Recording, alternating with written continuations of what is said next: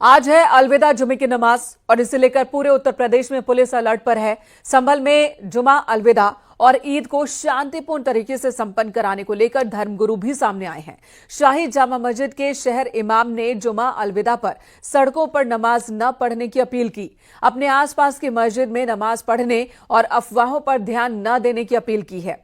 वहीं बहराइच में आज अलविदा की नमाज को लेकर बहराइच पुलिस अलर्ट पर है। अलग अलग थाना क्षेत्रों में थानाध्यक्ष पुलिस फोर्स गश्त करते दिखे।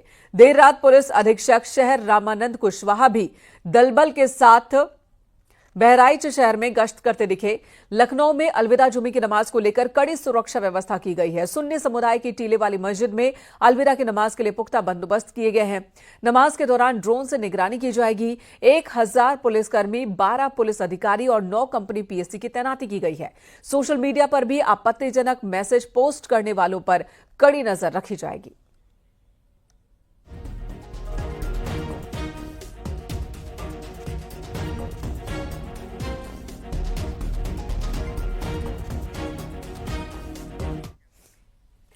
तो यूपी में अलविदा जुमे की नमाज सड़कों पर न पढ़ी जाए, इसकी सख्त हिदायत दी गई है, जिसका पालन करने के लिए पुलिस अलर्ट है। संभल के अलावा मेरठ और बागपत में भी प्रशासन की ओर से एडवाइजरी जारी की गई है। मेरठ प्रशासन के मुताबिक किसी भी स्थिति में सड़क पर नमाज पढ़ने पर सख्त कार्रवाई की जाएगी और जो भी व्यक्ति सड़क पर नमाज पढ़ते पकड़ा जाता है उसका पासपोर्ट जब्त किया जाएगा, लाइसेंस भी रद्द किया जाएगा।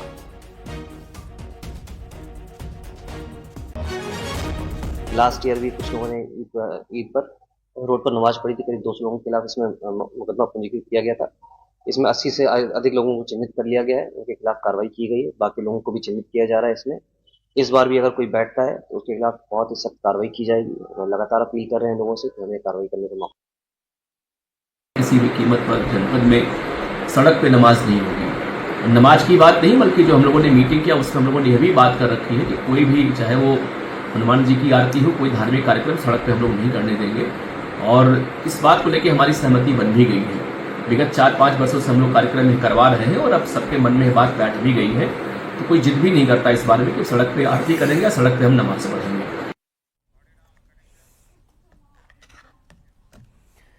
अलविदा की नमाज को लेकर एक और बड़ी खबर। अलविदा की नमाज को लेकर डीजीपी प्रशांत कुमार ने भी निर्देश दिए हैं। सड़कों, सार्वजनिक स्थानों पर ना हो नमाज, किसी भी नई परंपरा को शुरू न करें।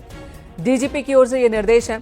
अलविदा की नमाज को लेकर हाईकोर्ट हाई अलर्ट पर है। फिलहाल पुलिस अलविदा की नमाज पर ड्रोन से निगरानी रखी जा रही है। संवेदनशील इलाकों में अतिरिक्त सतर्कता बरती जा रही है।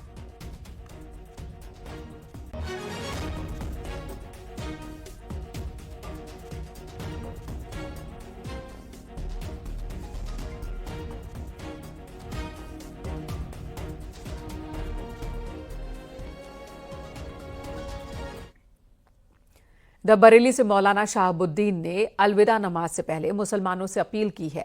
मौलाना शहाबुद्दीन ने कहा कि मुसलमान मुस्लिम पर्सनल लॉ बोर्ड के बहकावे में न आए। अलविदा की नमाज के वक्त काली पट्टी न बांधे, मस्जिद में सिर्फ खुदा की इबादत करें। मुसलमान सियासी इस्तेमाल होने से खुद को बचाएं।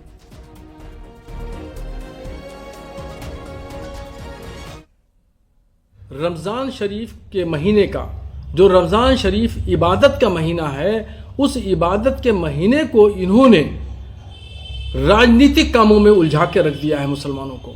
अलविदा की नमाज है तो अलविदा की नमाज के दिन ऐलान किया कि तमाम मुसलमान काली पट्टी बांधें। तो इन मजहबी रहनुमाओं को इस बात का भी ख्याल रखना चाहिए कि इबादत के महीने में राजनीतिक काम नहीं करना चाहिए। इबादत के महीने को इन्होंने पॉलिटिकलाइज कर दिया है। अब आपको संभल की भी तस्वीर दिखाते हैं, जहां पर मामला पूरी तरह से संवेदनशील है। यहां पर पुलिस फोर्स की तैनाती बहुत ज्यादा है। पूरे संभल एरिया को लेकर यही ऐलान है कि यहां सड़कों पर और घरों की छतों पर अलविदा की नमाज न की जाए। और इसे लेकर कल भी पुलिस की टीम ने फ्लैग मार्च निकाला। कड़े बंदोबस्त किए गए हैं अलविदा की नमाज को लेकर और ईद भी शांतिपूर्ण संपन्न हो, इसे लेकर भी प्रशासन अलर्ट है।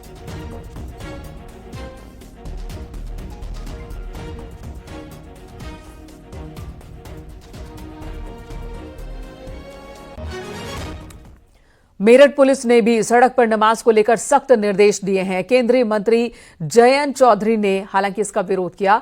उन्होंने ट्वीट के जरिए पुलिस के इस फैसले का विरोध किया है। उन्होंने यूपी पुलिस के इस आदेश की तुलना ऑरवेलियन 1984 की पुलिसिंग से की है। दरअसल मेरठ पुलिस ने सड़क पर नमाज पढ़ने वालों के पासपोर्ट और लाइसेंस रद्द किए जाने की चेतावनी दी है। वहीं जयंत चौधरी ने अंग्रेजी उपन्यासकार जॉर्ज ऑरेवल की एक किताब 1984 का जिक्र करते हुए इस फैसले का विरोध किया।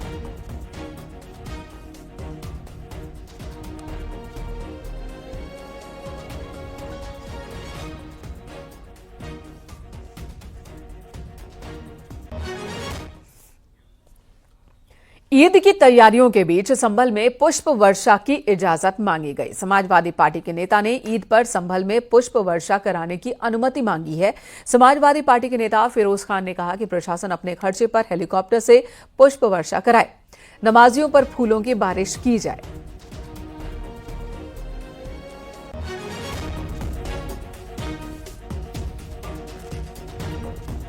इससे हौसला बढ़ता है आदमी का कि हमारे प्रदेश और देश में कि ये क्योंकि अच्छी बात है, एक मोहब्बत का सिर पे उसके फूल गिरेगा तो उसका चेहरा आराम बहुत ज्यादा खिल जाएगा और वो दिल में भी सोचेगा अपने कि मैं जहाँ रह रहा हूँ वहाँ हम में आपस में कितनी मोहब्बतें हैं।